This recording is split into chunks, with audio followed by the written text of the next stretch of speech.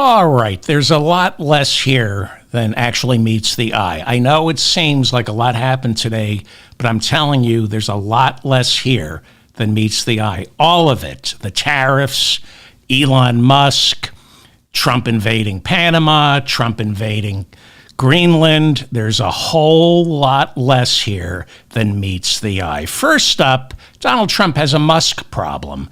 He's musky smelling, but he also has a problem with Elon Musk. He doesn't want Musk around. There's only room for one pathological megalomaniac, but the guy donated $300 million last year to Trump's campaign. Even worse, Musk is outshining Trump, and that's not allowed. So, how do you get rid of Elon Musk without getting rid of him? By giving him enough rope to hang himself. That's the plan. Donald Trump is giving Elon Musk just enough leeway so he's got to leave. Hitler didn't take over and then tell the Krupp family to run things. This is not how Nazis roll. Trump wants absolute power, and absolute power means Elon Musk gets none of it. Now, I've been wrong before, but I've also been right. I would be very surprised if Trump I'd be very surprised if he's not trying to get rid of Elon Musk right now by telling him, do whatever you want.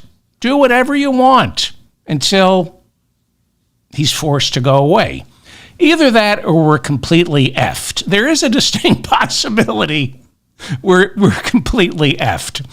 But despite all the weather Trump is creating, I truly believe that so long as we don't cave and we make our voices heard, there's a lot less going on right now than actually meets the eye. I'm not saying this is not a dangerous time, but it's a stress test. I see this more as a stress test for Democrats and voters, and an opportunity for all of us to speak up and say, this is not what we want. Trump is already backing down. Last Wednesday, he called off that 90-day freeze on trillions of dollars in federal grants and loans. On Monday, Donald Trump's 25% tariff on all Mexican and Canadian imports that was due to take effect Tuesday was suspended for a month. First, I'll talk about Mexico. Trump made the decision to suspend Mexico's tariffs after Mexico's president, Claudia Sheinbaum, promised to send 10,000 troops to the Mexican border. In 2024, America's biggest trading partner was Mexico, not China, Mexico. The United States purchased, which means we imported, $475 billion worth of goods from Mexico last year. Mexico imported or purchased $322 billion worth of American products last year. That leaves America with a trade deficit of roughly $153 billion. What does that mean? It means we buy more from Mexico than Mexico buys from us. Well, of course we do. We're the wealthiest nation in the world. And we're 15% of the entire global economy. We buy crap. That doesn't mean American companies are losing money. It just means more U.S. dollars are flowing out of our country than foreign currency is flowing into it, which is actually good for our manufacturing base because it weakens. A trade deficit normally weakens the dollar overseas, and a weaker dollar makes our soybeans, our automobiles cheaper for the world market to buy. So it's often good to have a dollar that's weak, to have a trade deficit. The Tax Policy Center, this is according to CNBC, the Tax Policy Center says that should Trump ever follow through with these tariffs, that would be 25% on all Canadian and Mexican goods. There's a 10% discount on Canadian oil. I'm sorry, not a 10%. He's only going to impose a 10% tariff on Canadian oil. I misspoke on the last show. I said he extended a 10% tariff on Mexican oil. He did not do that, just Canadian oil, and a 10% across-the-board tariff on Chinese imports. Well, If these tariffs ever take effect, according to the Tax Policy Center, it would serve as a 1% tax on American consumers. Senator Mitch McConnell was on 60 Minutes Sunday night, and he said tariffs are not just inflationary. He said despite what Donald Trump tells voters, Americans end up paying for tariffs. McConnell said, quote, tariffs will drive the cost of everything up.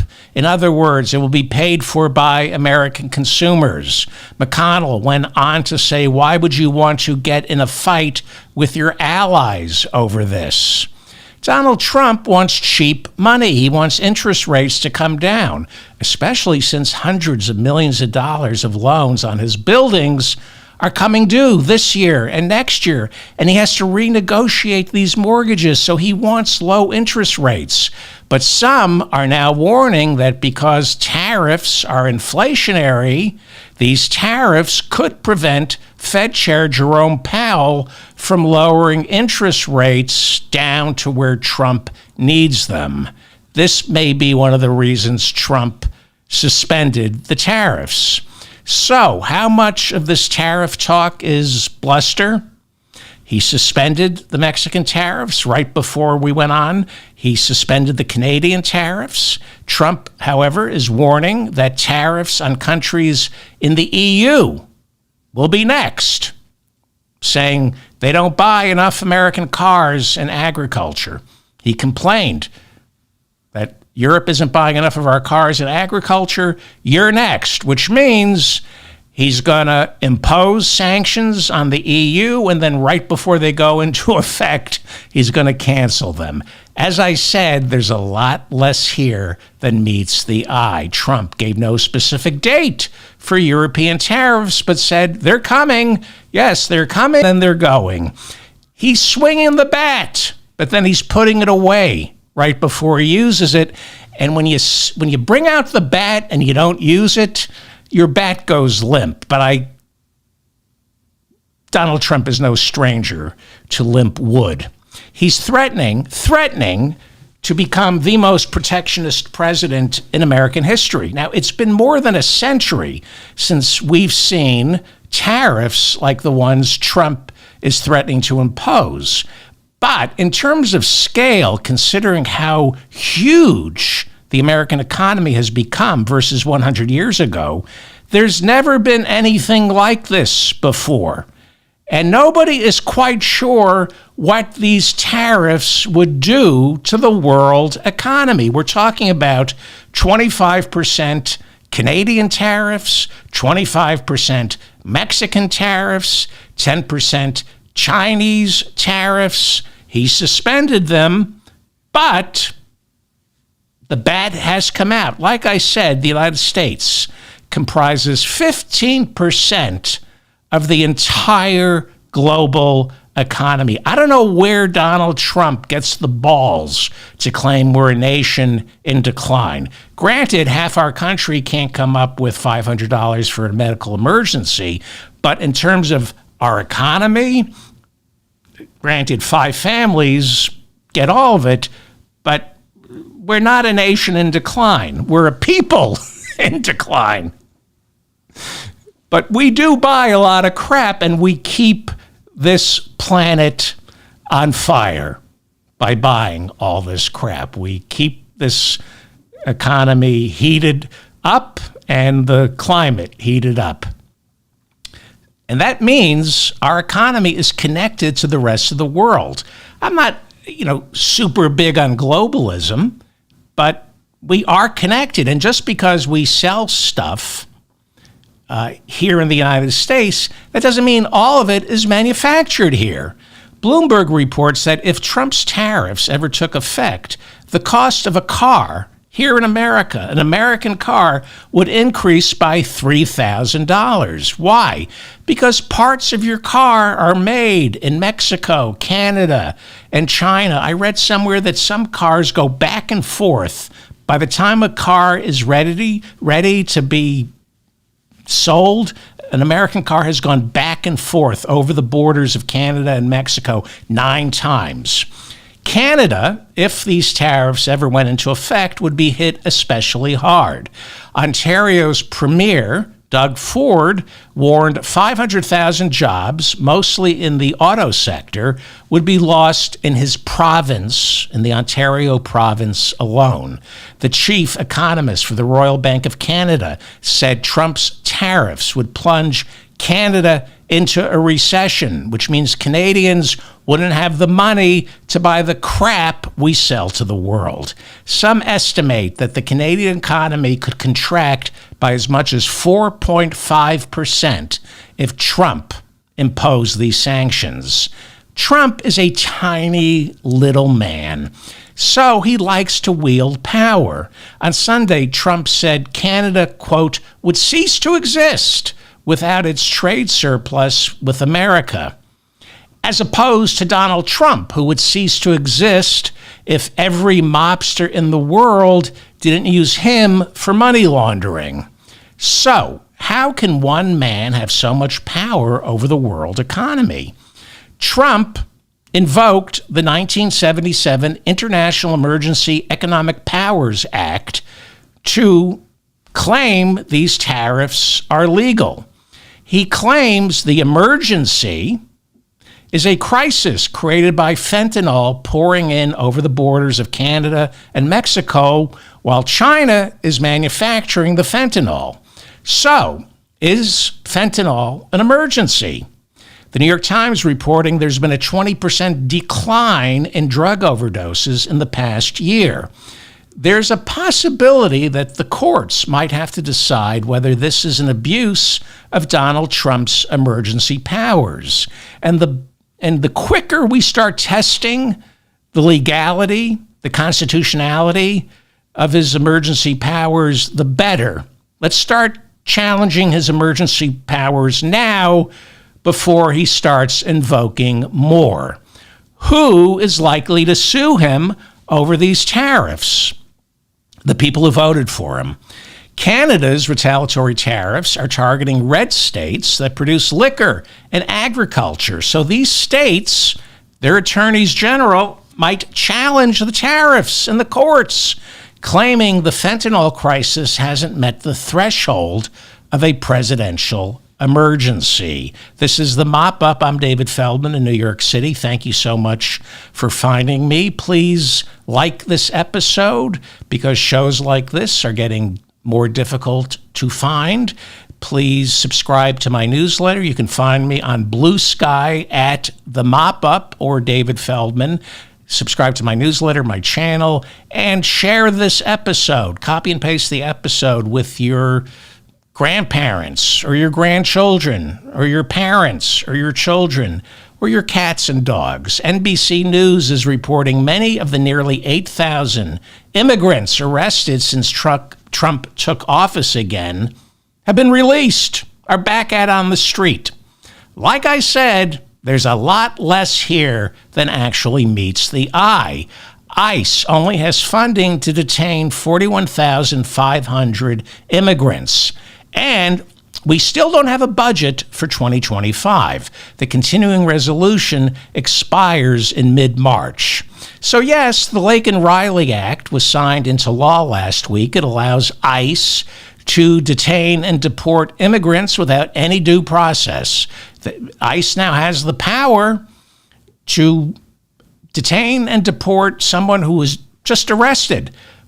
But it's estimated that to enforce the Laken Riley Act, ICE would need close to $80 billion over the next 3 years. Where's that money going to come from?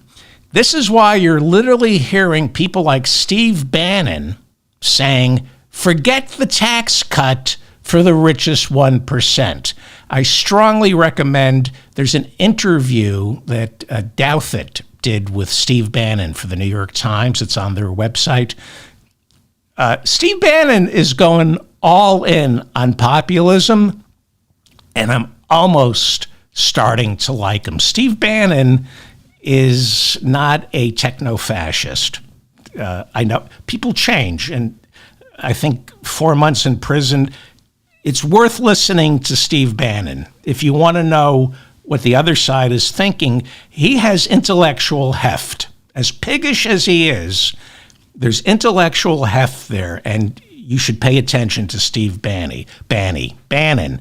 Well, incredibly secretive, ICE only reveals arrest numbers, but no numbers on deportations or detainees. No other police department acts with such an utter lack of transparency. I've been telling you we have to abolish ICE. We have to abolish ICE, and I've warned that should a crypto-fascist gain hold of the Oval Office, ICE would serve as his palace guard. Danish Prime Minister Mette Frederiksen said on Sunday that the United States is welcome to, quote, expand its footprint in Greenland. According to Bloomberg, she told advisors, quote, I totally agree with the Americans that the High North, the Arctic region, is becoming more and more important when we are talking about defense and security and deterrence, and it is possible to find a way to ensure stronger footprints in Greenland. Or we could solve climate catastrophe and hope the Arctic region doesn't completely melt. I mean, that's what Greenland is all about. It's why Trump wants Greenland, because the polar ice caps are going to be melted in 20 years, and now the whole all the shipping routes are going to change. Secretary of State Marco Rubio is traveling and met with Panamanian President Jose Raul Molino, as well as Panama's Foreign Minister Javier Martinez Aja. Rubio warned them that America would act unless Panama severed ties with Chinese contractors running parts of the Panama Canal. So, are we invading Greenland? What do you think? Is it a negotiating ploy? Are we invading Panama? We did it under the first George Herbert Walker Bush. Is Trump invading Panama, or is this a negotiating ploy?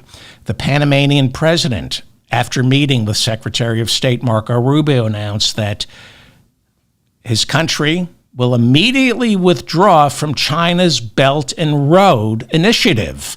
China's Belt and Road Initiative is China's version of the International Monetary Fund, where China invests billions, loans billions to underdeveloped countries, and, like the International Monetary Fund, uses that as leverage to dictate policy in those countries. China has made major investments in shipping. It now plays a major role in 61 ports across 30 countries. So while Trump is lying about China controlling the Panama Canal, a Hong Kong company with ties to the Chinese government has been hired by Panama to work as an independent contractor maintaining two key ports along the Panama Canal. This is perceived by some, including hawkish Democrats, as a potential security risk. Why? 30% of the world's containerized shipping pass through ports owned, controlled, or operated by Chinese companies. And much of China's military spending in the past couple of years has been geared towards patrolling the trade routes of containerized shipping. China has made it clear that it plans to become the world's naval power in 10 years. Well, how's that working out for them? As of 2025, China's naval fleet is comprised of 754 ships, as opposed to the United States, which has 440. But the United States has 20 aircraft carriers. China has only 3. It's building more aircraft carriers. When you look at naval power, aircraft carriers are everything. This is the Mop-Up. I'm David Feldman in New York City. Thank you for finding me. Share this, please. It's hard to get this show seen. These are interesting times. I need your help. Venture capitalists like J.D. Vance, Vivek Ramaswamy, and Elon Musk all say they are bringing, quote, a startup mentality to government. Anti-democratic forces from Silicon Valley, where Vivek, JD, and Elon come from, these are anti-democratic forces from Silicon Valley. They're disguised as libertarians, but they're crypto-fascists, and they're infiltrating the Republican Party, spreading the gospel that government is inefficient. These are the same people who supported General Franco in Spain, Benito Mussolini in Italy, and Adolf Hitler in Germany right before World War II. These are people who believe democracy doesn't work. They are convinced that government agencies and Congress create way too much red tape, and what America needs is a strong man who can act unilaterally. They cite Steve Jobs, Jeff Bezos, Elon Musk, Bill Gates as examples of technocratic monarchs who achieved greatness because they're unencumbered by the checks and balances of democracy. These fools, and they are fools, conveniently forget that Steve Jobs was eventually fired from Apple during his first tenure because CEOs aren't dictators. They must answer to investors, boards of directors, institutional investors, and of course, believe it or not, their employees. Believe it or not, nothing gets done unless you get compliance from your employees. Most importantly, for every successful tyrant like Steve Jobs, there are thousands and thousands of tyrannical bosses who end up fired or lead their companies into bankruptcy, like Donald Trump. Tyranny doesn't work. It has the patina of efficiency, but underneath, it always collapses. Corporations are not tyrannies. They are cooperatives. Shareholders get a vote. If you own stock in Apple, your vote doesn't count. But there are institutional investors, mutual funds, pension funds, hedge funds, corporate raiders like Carl Icahn, who have a lot to say as to where the CEO of a company is taking it. But more importantly, when these Silicon Valley techno-fascists talk about bringing their know-how to government, they forget that 83% of all Silicon Valley startups fail. 83% of all Silicon Valley startups fail. Governments can't fail, because if they do, then 100% of all Silicon Valley startups fail. Remember the Silicon Valley Bank collapsing 2 years ago because venture capitalists lost faith? And it was the government, the nasty, brutish, lumbering government, the FDIC, that rescued the depositors. You see, Silicon Valley investors, the angel investors, they take risk because the evil United States government they hate so much always has their back. Twitter is reportedly worth 80% less than what Elon Musk purchased it for in 2022. Now, I have no doubt that Elon Musk has a special genius when it comes to applied engineering, but he doesn't understand government. He doesn't study history or finance. He just knows how to bully and bend people to his will. When Elon Musk took over Twitter in 2022, he stopped paying outside contractors. He did what Trump used to do, which is, I owe you money, but you're not getting it. Musk calls this cutting costs. You and I call it a crime. It's a crime not to pay your bills. Around the world, Elon Musk, when he took over Twitter, stopped paying the company's rent on office buildings and told the landlords, come after me, sue me. I'm the richest man in the world, sue me. He moved into Twitter's San Francisco offices and began firing thousands. He fired janitors. There was no toilet paper, and he shut down servers, important servers.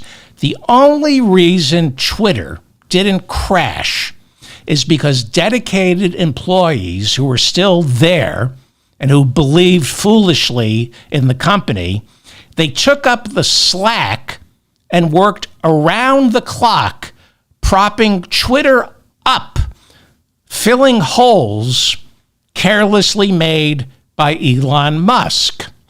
Musk's fork in the road message, calls it his fork in the road message, his threat to Twitter's remaining employees was, you have a fork in the road.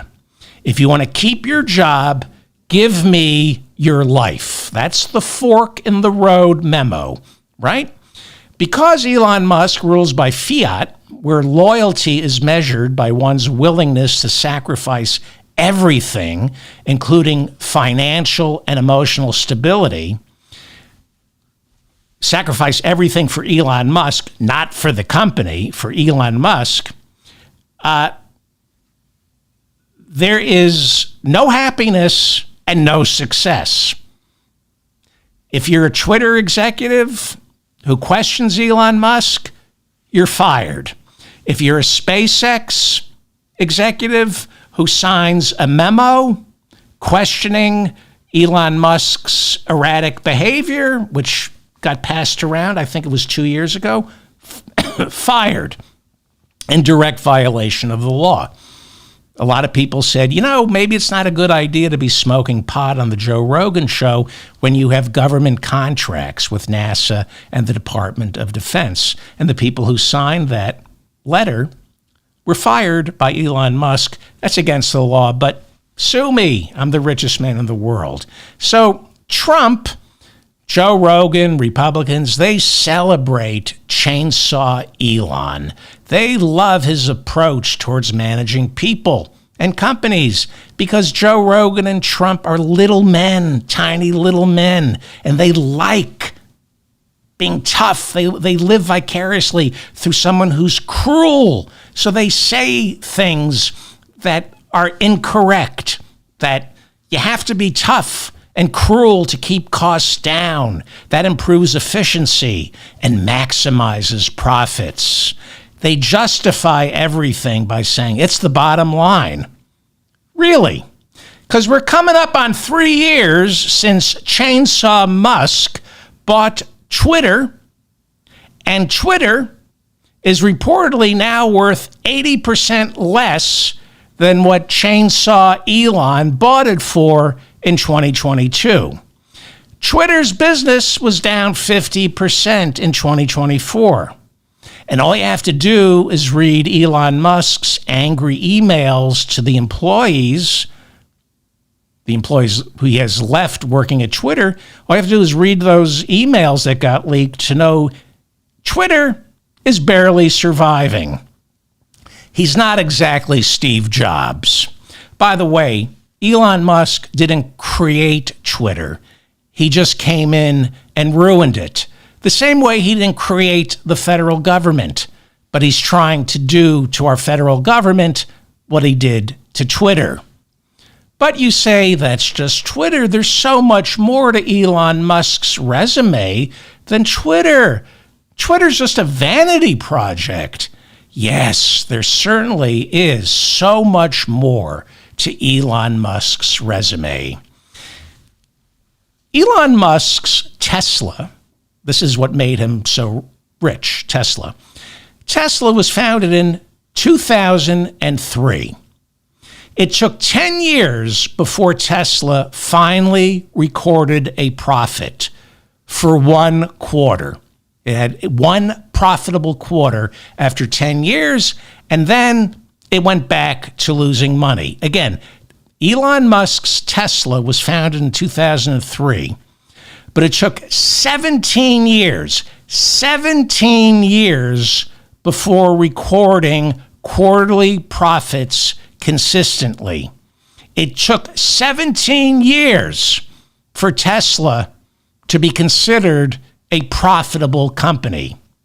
Let me repeat, it wasn't until 2020, 17 years after Tesla was founded, that it recorded its first profitable year. So by all means, let's bring Elon Musk's startup mentality to our government.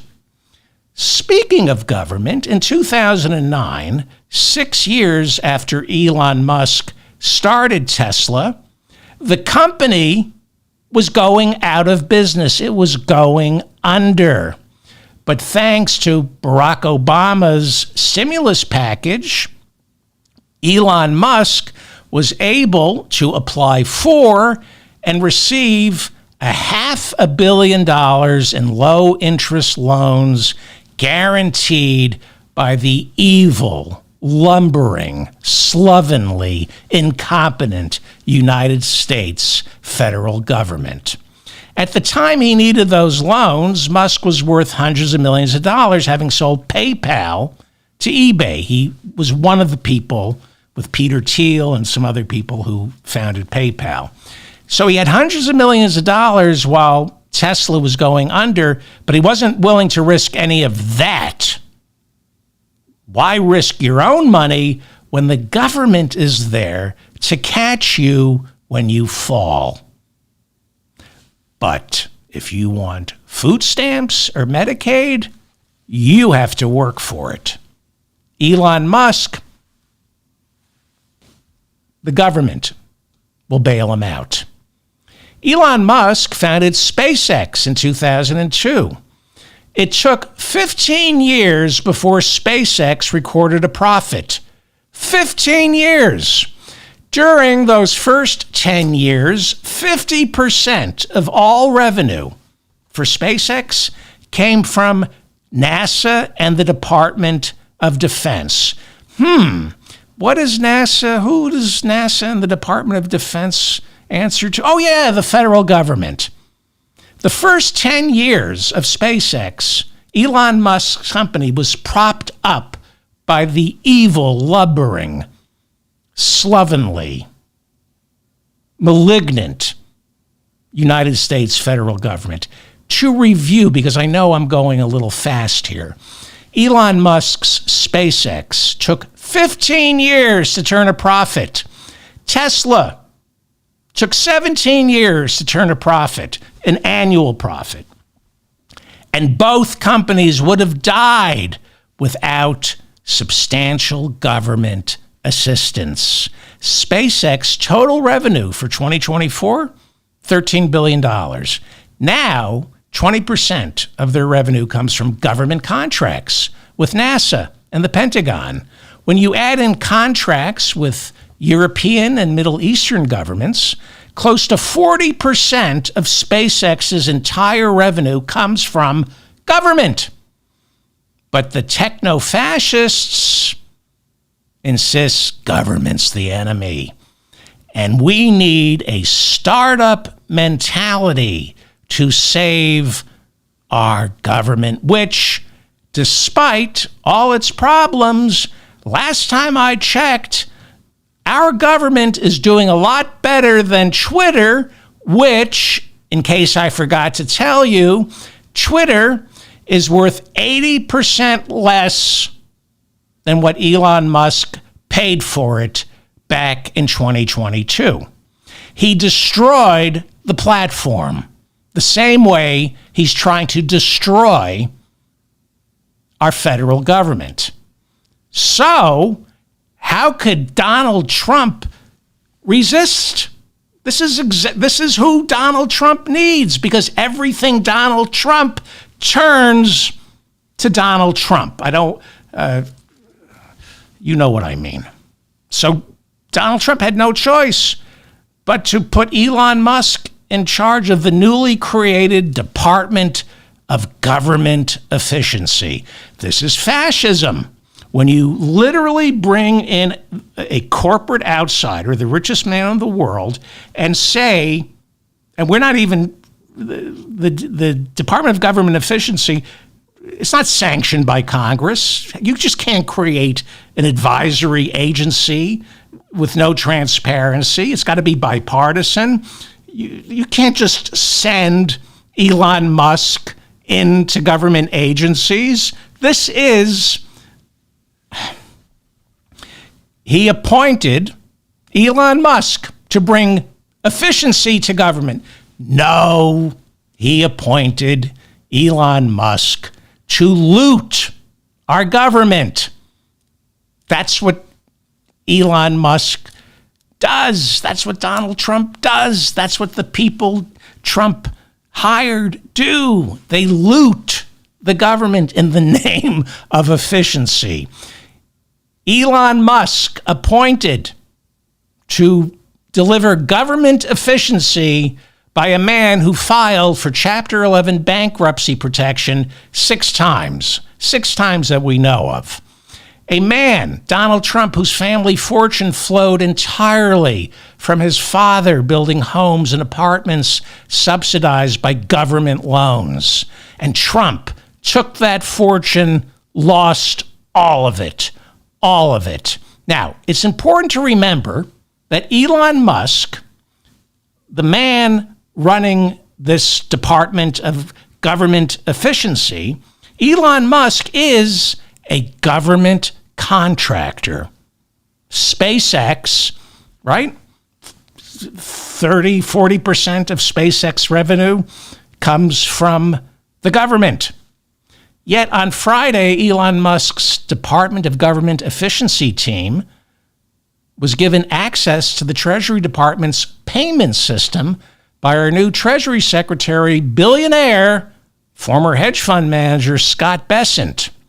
On Sunday, Elon Musk, a government contractor, declared payments to outside contractors performing government services would be suspended so he, a government contractor, could review which government contractors deserve to be paid and which government contractors do not. It's kind of like what he did with Twitter when he decided to stop paying rent or salaries and other assorted bills. Musk declared on Sunday that his Department of Government Efficiency team was shutting down Treasury payments to, quote-unquote, corrupt contractors. And who decided these contractors were corrupt? Was it an inspector general? An administrative judge? Perhaps there was a congressional hearing, an FBI investigation?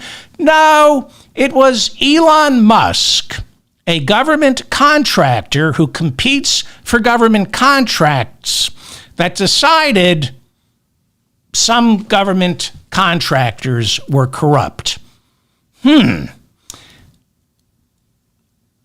This is why when Jeff Bezos, who also owns a rocket company that competes with SpaceX, when Jeff Bezos was having a private dinner with Donald Trump down at Mar-a-Lago, Elon Musk barged in and sat at the table.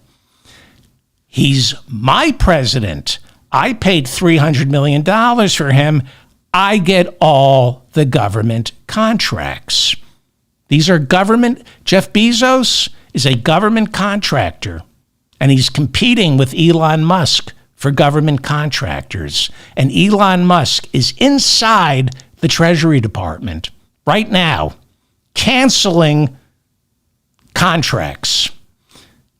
Elon Musk gets to decide which contractors are corrupt, which ones are overcharging. According to Bloomberg, Musk said he stopped payments to a Lutheran charity that provides social services to migrants.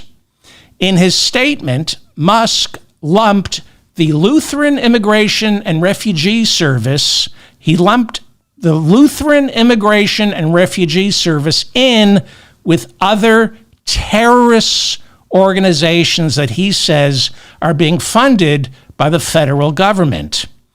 Where did he get the information that the Lutheran Immigration and Refugee Service is a terrorist organization? Well, Donald Trump. Migrants, according to Donald Trump, are terrorists. So that makes Lutherans terrorists. David Lebrick, who ran the Treasury Department's payment division, quit in protest. He had worked for the Treasury Department for 30 years. David Lebrick said it was against the law to turn over our government's proprietary payment system to Elon Musk and his business cronies because they lack the proper authority and security clearance. During the transition period, this fella, David Lebrick, briefly served as acting Treasury Secretary. Wired reporting that Musk World has taken over the General Services Administration, which manages the federal government's office buildings and their computer infrastructure, the software they purchase, furniture. Wired reports that Musk's associates, some of these are interns with no background in government, are installing their own software inside the GSA, that's the Government Services Administration, and their plan, they say, is to turn the GSA into Twitter. That's what they say. As though, did I mention that Twitter is worth 80% less than what Elon Musk paid for it? On Monday, Secretary of State Marco Rubio was named acting director of the United States Agency for International Development, also known as USAID. I'm going to call it USAID, but it is the United States Agency for International Development. In case you don't know what USAID is, it's the only reason the rest of the world has for not despising the United States of America. CBS reporting Marco Rubio, as the new acting director, administrator of USAID, has named Peter Marocco to be deputy administrator of USAID. Marocco has spent the past 6 years calling for a total freeze of all USAID spending. On Monday, Washington employees of the United States Agency for International Development, USAID, were told not to come in. The doors were locked. They couldn't come to the office. Musk ordered it. Over the weekend, John Voorhees, USAID's director of security, and his deputy were suspended after refusing to give Musk World access to USAID's classified material. There's classified material at USAID. John Voorhees, the director of security, and his deputy refused to hand it over to Elon Musk.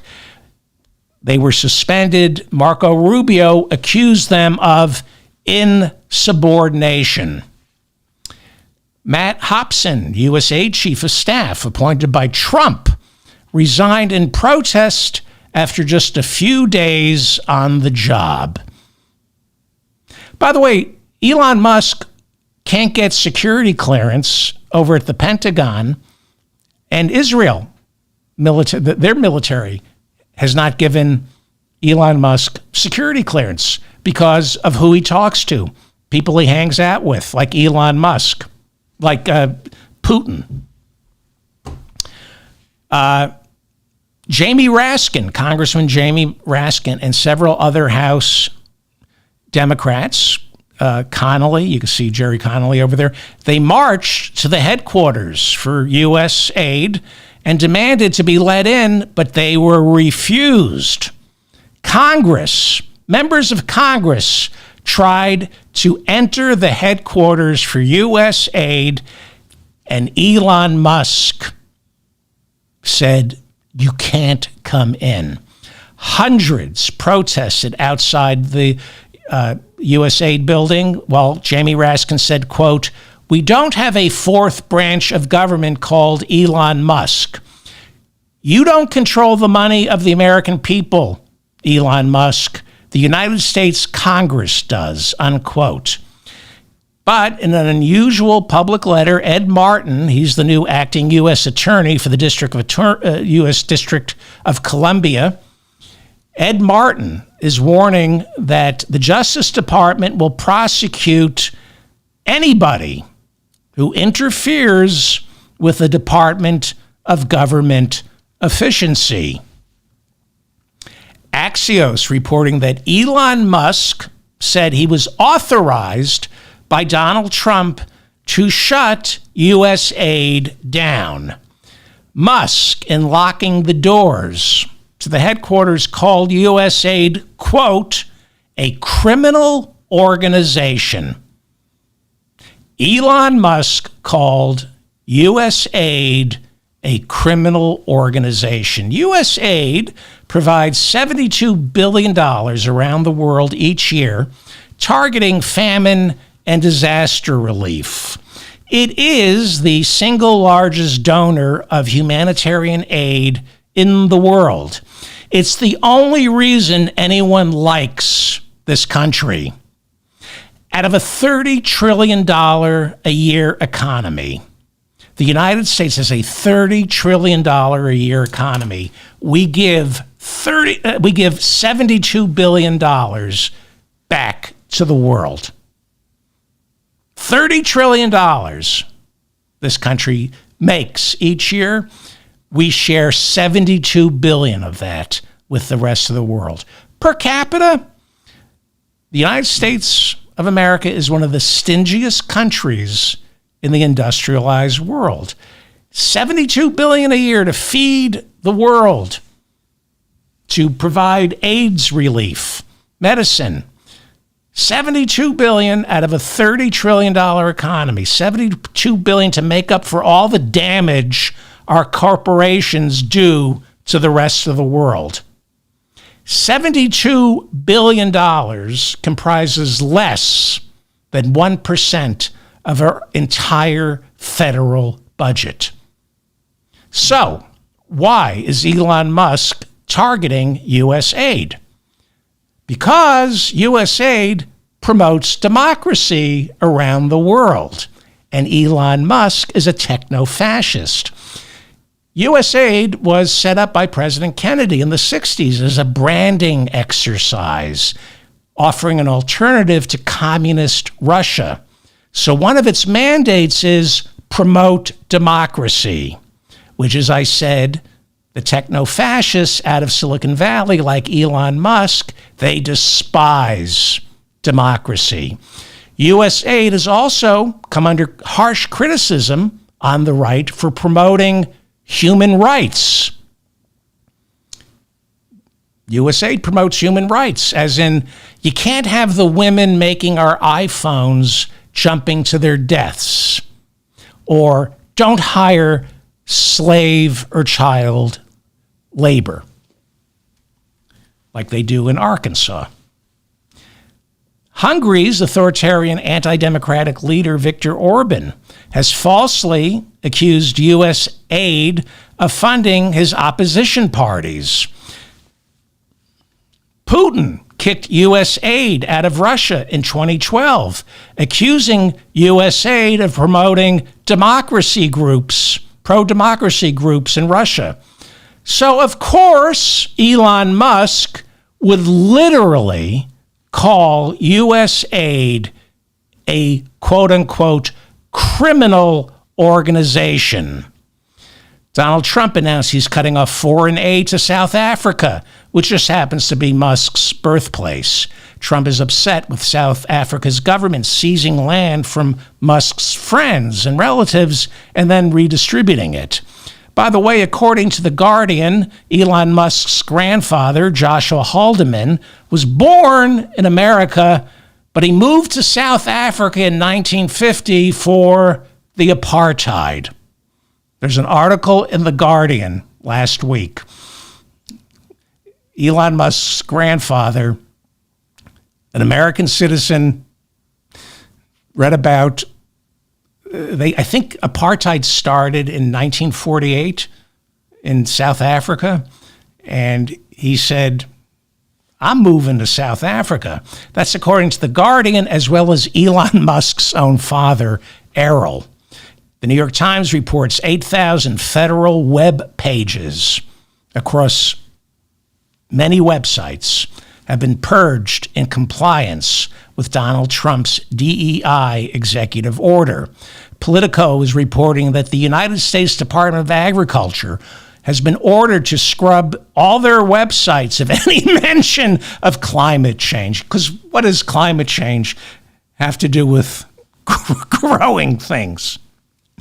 Web pages have been removed that include key data on veterans care, hate speech, and scientific research. The Associated Press reporting that one day before the mid-air collision over the Potomac River last week, killing 67, the entire FAA was offered a contract buyout by Donald Trump as part of his move towards government efficiency. This was Elon Musk's idea. It was Elon Musk who told the head of the FAA to quit on Inauguration Day. Why? Because the head of the FAA fined SpaceX in 2024 $650,000 for safety violations. There were 3 launches out of SpaceX that the FAA called unsafe. SpaceX got fined by the FAA. Elon Musk, as head of this clownish Department of Government Efficiency, told the head of the FAA, you got to resign. So the night a Black Hawk helicopter collided with a commercial airline, we did not even have an acting director of the FAA. So, after Adolf Hitler invaded Poland, Americans went out and bought maps in record numbers. The same way our greatest generation was forced to learn geography, today's generation right now is learning civics. Because as Musk and Trump lay siege to the federal government, Americans are finally learning what government actually does and why it's worth saving. I'm David Feldman, reminding you to stay strong and protect the weak. These are clowns. These are ignorant fools. They always fail. They fail, but they leave a lot of damage in their wake. Call your senator. Call your Congress people. Make your voice heard. Trump is failing. He's backing down. He's easy to defeat. He really is. Please share this episode with your parents, your grandparents, your children, your grandchildren, your cats and dogs. It's hard to find shows like this right now. Please subscribe to the channel, hit the notifications bell, because I have an inconsistent schedule. I try to do this show 3 to 4 times a week, but if you hit the notifications bell, that way you can find the show. I don't cut it up into little segments. Sometimes I do, but I don't have time for that. Subscribe to my newsletter, my channel. Thank you to Bob and Mila in the chat room. Check out shopdavidfeldman.com for useless garbage. We're selling useless merch that you don't need. And I can't stress this enough. If I need help. So if you can share these episodes, there's nobody, I'm not part of some podcast conglomerate. This is just me and the audience. It's just the only people who've ever helped me are Robert Smigel and Sam Cedar. The rest is my audience. So if my audience doesn't help me, the show will just rot on the vine. And right now it's hard to get shows like this seen. So please help me. I'm asking you, Please. This is all I've got. This is all I've got. All I've got is the show and my hatred. That's all I've got. Just my contempt and this show. That's it. I don't know when the next show is, but thank you. Oh, leave a comment. I read all your comments and correct me. I read all your corrections.